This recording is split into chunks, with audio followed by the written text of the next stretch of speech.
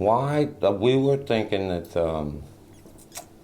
that it's too many albums to ask people to buy, and that I make more records than most people do, you know. And I feel like the people that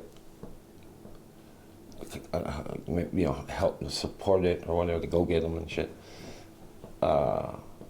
They've heard them all, you know. It just feels like they've bought a lot of records already, and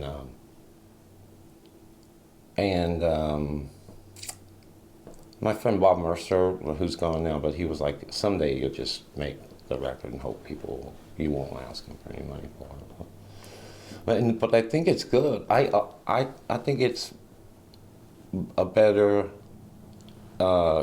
telling of what I did than the records I made. Like, I would like this to be like when I'm dead and gone with young people. I like that it's on Spotify, so I would say to someone, if they had a friend that they were like trying to make like me, I'd say this is where to start. So just put them on the first record and see if you can make that. But it's better than because the production is shit I got to do, I was allowed to do because I asked, but I didn't know how. And then I'm not the only one. Jimmy Buffett got to come up with Caribbean rock because he wrote lyrics. He didn't know anything about music. You know what I mean? Someone helped him pull that out of his head.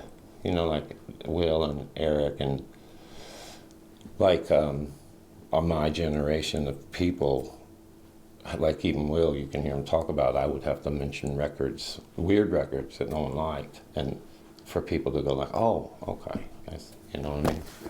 I didn't know how to say just 2/8, or you know, like, you know what I mean? Yeah. Or stuff like that. Should I look at that thing, or you? I'm self-conscious about these things. I'm trying. What were you asking me? Busking. Yeah. And how it might relate to this project. Yeah.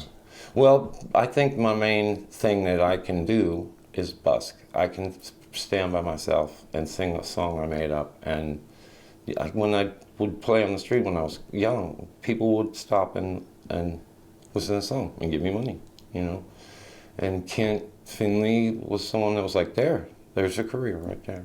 You're gonna eat every day and you're gonna be really happy, you know.